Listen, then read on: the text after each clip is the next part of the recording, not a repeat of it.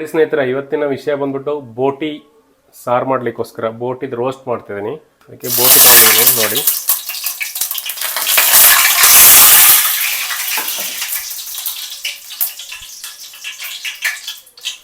ಮತ್ತು ತೊಗೊಂಡಿರೋ ಇಂಗ್ರೀಡಿಯೆಂಟ್ಸ್ ಬಂದ್ಬಿಟ್ಟು ಈರುಳ್ಳಿ ಚಿಕ್ಕದಾಗಿ ಕಟ್ ಮಾಡ್ಕೊಂಡಿದ್ದೀನಿ, ಮತ್ತು ಶುಂಠಿ ಚಿಕ್ಕದಾಗಿ ಕಟ್ ಮಾಡ್ಕೊಂಡಿದ್ದೀನಿ, ಮತ್ತು ತೆಂಗಿನಕಾಯಿ, ಮತ್ತು ಬೆಳ್ಳುಳ್ಳಿ, ಮತ್ತು ಕಾಯಿ ಮೆಣಸಿನ್ಕಾಯಿ ಅದನ್ನು ಕಟ್ ಮಾಡಿ ಇಟ್ಕೊಂಡಿದ್ದೀನಿ.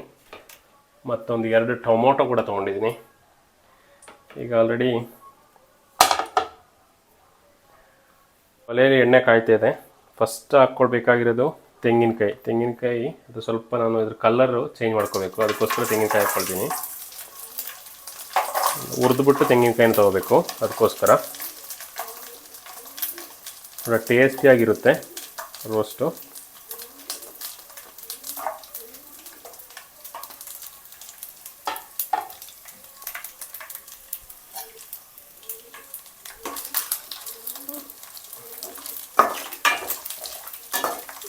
ಕೊಬ್ಬರಿ ಎಣ್ಣೆ ಇದ್ದರೆ ಒಳ್ಳೆಯದು, ಕೊಬ್ಬರಿ ಎಣ್ಣೆ ಇಲ್ಲ ಅಂದರೆ ಕೂಡ ಒಳ್ಳೆಣ್ಣೆ ಕೂಡ ಯೂಸ್ ಮಾಡ್ಕೋಬೋದು. ಸ್ವಲ್ಪ ಕೆಂಪುಗೊಂದು ಕಲರ್ ಚೇಂಜ್ ಆಗಲಿ, ಅದಕ್ಕೋಸ್ಕರ ರೋಸ್ಟ್ ಮಾಡ್ಕೊಳ್ತಾ ಇದ್ದೀನಿ. ನಾನು ಒಂದ್ಸಲಿ ತಮಿಳ್ನಾಡಿಗೆ ಹೋಗಿದ್ದೆ, ಕೊಯಮತ್ತೂರಲ್ಲಿ ಹೋದಾಗ ಒಂದು ಬೋಟಿ ರೋಸ್ಟ್ ತಿಂದಿದ್ದೆ. ಅವತ್ತು ಇಷ್ಟ ಆಗಿತ್ತು. ಅದರ ನಂತರ ಇವತ್ತು ನಾನು ಅದೇ ಸೇಮ್ ಟ್ರೈ ಮಾಡ್ತಾಯಿದ್ದೀನಿ.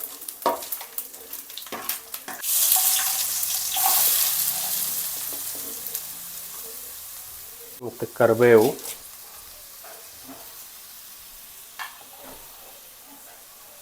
ಮತ್ತು ಶುಂಠಿ, ಮತ್ತು ಬೆಳ್ಳುಳ್ಳಿ, ಮತ್ತು ಕಾಯಿ ಎಲ್ಲ ತೊಗೊಂಡು ಮಿಕ್ಸ್ ಮಾಡ್ಕೊಂಡು, ಮತ್ತು ಟೊಮೊಟೊ ಎಲ್ಲ ಚೆನ್ನಾಗಿ ಮಿಕ್ಸ್ ಮಾಡ್ಕೊಂಡು ಲೈಟ್ ಊರಿಲಿ ಚೆನ್ನಾಗಿ ಮಿಕ್ಸ್ ಮಾಡ್ಕೊಳ್ಳಿ, ಚೆನ್ನಾಗಿ ಬೇಯಲಿ ಅಂತ. ಈ ಬೋಟಿ ಕ್ಲೀನ್ ಮಾಡೋದು ಅನ್ನೋದು ದೊಡ್ಡ ಟಾಸ್ಕು. ಆಲ್ಮೋಸ್ಟ್ 1 ಅವರ್ ಆಯ್ತಾಯ್ತಾ ಕ್ಲೀನ್ ಮಾಡೋದೇ, ಅದಕ್ಕೆ ನಾನು ತೋರಿಸ್ಲಿಲ್ಲ. ಈಗ ಬೋಟಿ ಒಂದು ಕ್ಲೀನ್ ಮಾಡೋದಂದರೆ ದೊಡ್ಡ ಟಾಸ್ಕ್ ಆಗಿರುತ್ತೆ. ಈಸಿಯಾಗಿ ಮಾಡೋವಂಥವ್ರು ಇದ್ದಾರೆ, ಫಸ್ಟ್ ಟೈಮ್ ಮಾಡೋದ್ರಿಂದ ಸ್ವಲ್ಪ ಕಷ್ಟ ಆಯಿತು, ಅದರಿಂದ ಒಂದು ದೊಡ್ಡ ಟಾಸ್ಕು. ಆಲ್ರೆಡಿ ಬೋಟಿನ ನಾನು ಬೇಯಿಸ್ಕೊಂಡು ಇಟ್ಕೊಂಡಿದ್ದೀನಿ, ಜಸ್ಟ್ ಆ್ಯಡ್ ಮಾಡೋದಷ್ಟೇ ಈರುಳ್ಳಿಗೆ.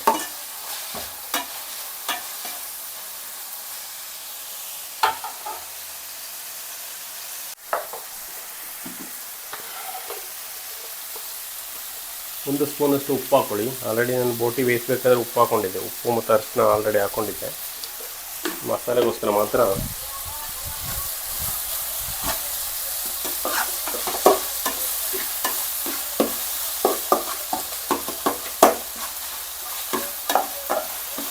ಕಾಯಿನ ಆಲ್ರೆಡಿ ಹುರಿದಿಟ್ಕೊಂಡಿದ್ದೆ, ಅದು ಕೂಡ ಹಾಕ್ಕೊಳ್ತೀವಿ.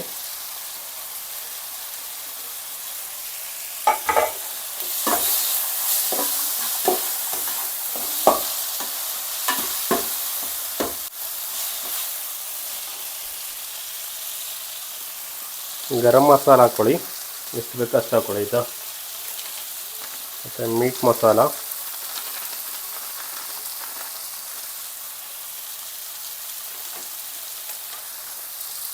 ಸಾಂಬಾರ್ ಪುಡಿ,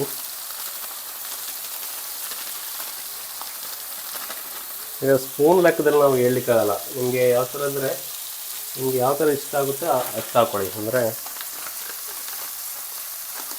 ಖಾರ ಪುಡಿ ಜಾಸ್ತಿ ಹಾಕೊಳ್ಳೋಲ್ಲ ಆಲ್ರೆಡಿ. ಮತ್ತು ಪೇಪರ್ ಕೂಡ ನಾವು ಆ್ಯಡ್ ಮಾಡ್ಕೊಳ್ತೀವಿ, ಅದಕ್ಕೋಸ್ಕರ ಎಲ್ಲ ಹಿಡಿಲಿಕ್ಕೆ ಸ್ಟಾರ್ಟ್ ಆಯಿತು.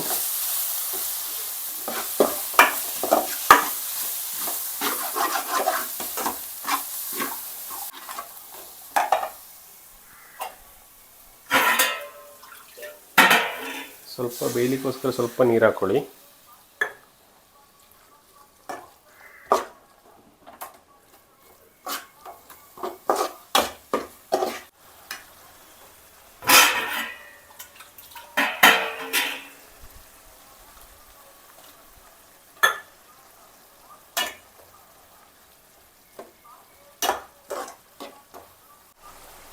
ಪೆಪ್ಪರ್,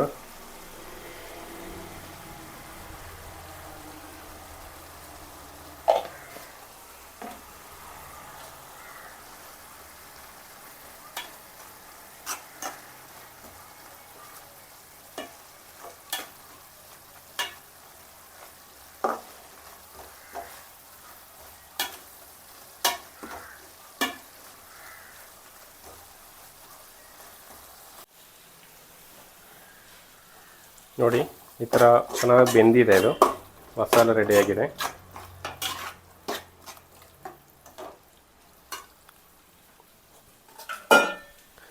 ಆಲ್ರೆಡಿ ಕ್ಲೀನ್ ಮಾಡಿ ಇಟ್ಕೊಂಡ್ರೆ ಬೇಯಿಸಿ ಇಟ್ಕೊಂಡಿರೋಂಥ ಬೋಟಿನ ಇದಕ್ಕೆ ಆ್ಯಡ್ ಮಾಡ್ಕೊಳ್ತೀನಿ.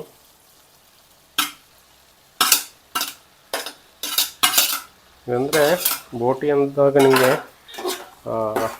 ಬೊಂಡಾಸ್ ಸ್ಕ್ವಿಡ್ ಏನು ಇರುತ್ತೆ ಆ ಥರನೇ.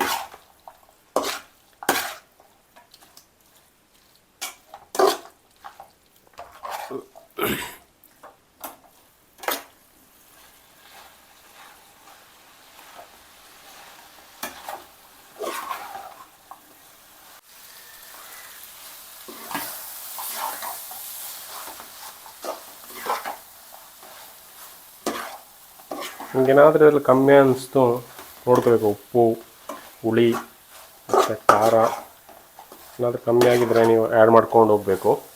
ಸ್ವಲ್ಪ ಸ್ವಲ್ಪ ಆ್ಯಡ್ ಮಾಡ್ಕೊಳ್ಳಿ. ಆಲ್ಮೋಸ್ಟ್ ಬೋಟಿ ಸಾರು ರೆಡಿ ಆಗ್ತಾ ಬಂದಿದೆ.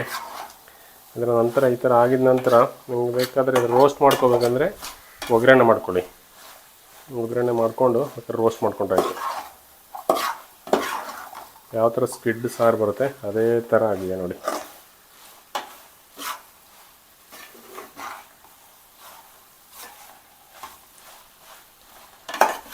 ಸ್ವಲ್ಪ ರೋಸ್ಟ್ ಥರ ಆದರೆ ಒಳ್ಳೆಯದಂತ. ಮ್ಯಾಕ್ಸಿಮಮ್ ನೀರನ್ನ ಡ್ರೈ ಮಾಡಲಿಕ್ಕೆ ನಾವು ಟ್ರೈ ಮಾಡ್ತಾಯಿದ್ವಿ. ಮತ್ತು ಸಂಬಾರ ಸೊಪ್ಪು ಅದೇ ಆ್ಯಡ್ ಮಾಡ್ಕೊಳ್ತಿದ್ದೀನಿ.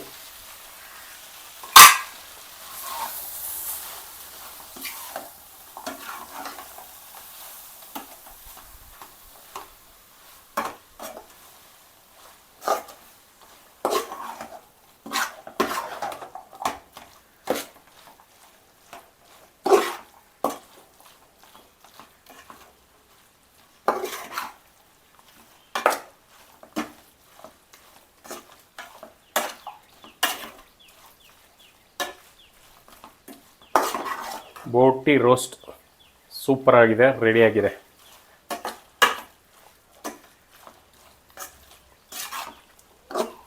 ರೆಡಿಯಾಗಿದೆ. ನಿಂಬೆಹಣ್ಣು ಒಂದು ನಿಂಬೆಹಣ್ಣು ಹಾಕ್ತಿದ್ದೀನಿ ನಿಮಗೆ ಟೇಸ್ಟಿಗೋಸ್ಕರ. ನಿಂಬೆಹಣ್ಣು ರಸ ಒಂದು ಡಿಫ್ರೆಂಟ್ ಟೇಸ್ಟ್ ಕೊಡುತ್ತೆ.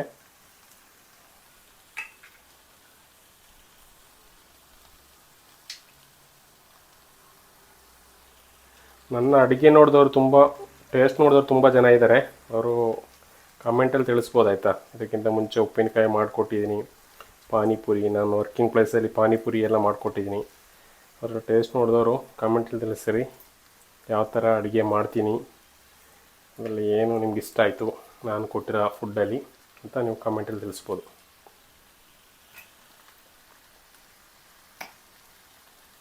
ಅಂದರೆ ಟೊಮೊಟೊ ನಾನು ಒಂದೇ ಟೊಮೊಟೊ ಹಾಕಿರೋದು, ಅದರಿಂದ ಹುಳಿ ಇರಲ್ಲ, ಅದಕ್ಕೋಸ್ಕರ ಲಾಸ್ಟಿಗೆ ನಿಂಬೆಹಣ್ಣು ಆ್ಯಡ್ ಮಾಡಿದ್ದೀನಿ. ಆಲ್ಮೋಸ್ಟ್ ರೆಡಿ ಆಯ್ತಾ ಬಂತು. ಫೈನಲಾಗಿ ಬೋಟಿ ರೋಸ್ಟ್ ಇಸ್ ರೆಡಿ.